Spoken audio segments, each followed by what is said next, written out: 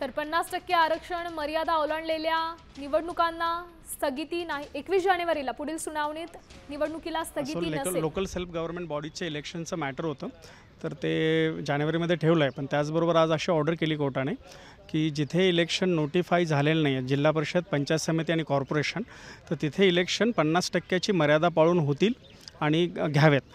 आणि जिथे already notify झाले होते नगरपालिका आणि नगरपरिषदा, आणि जिथे 57% एक्सीड होत आहे लिमिट, म्हणजे 57 ठिकाणी, तर तिथे पण इलेक्शन होतील, पण ते सब्जेक्ट टू आउटकम होतील। आणि आता मॅटर हे जानेवारी 2026ला 21 जानेवारी 2026ला ठेवलं आहे।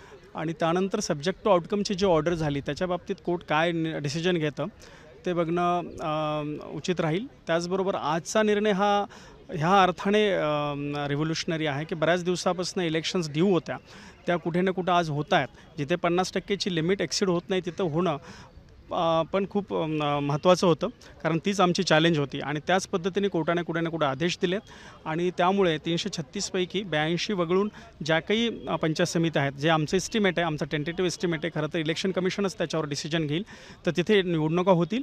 आणि जिल्हा परिषदमध्ये पण जिथे 50%च्या वर एक्सीड होत नाही आहे लिमिट, तिथे पण इलेक्शन होतील। म्हणजे नियर अबाउट 50% ज्या जिल्हा परिषद आहेत त्याच्या तिथे इलेक्शन होतील।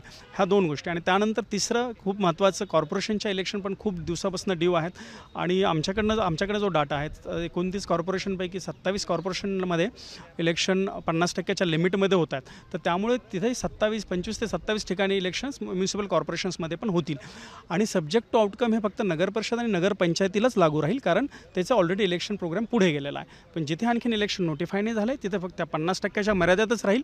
आणि जिथे 50%ची मर्यादा ओलांडली जाते तिथे एकतर इलेक्शन कमिशनला ते 50%त बसवावं लागेल, किंवा इलेक्शन कमिशन काय भूमिका घेतं हे पाहणं उचित राहील। एडिट करो सर, इसको लाइव नहीं है।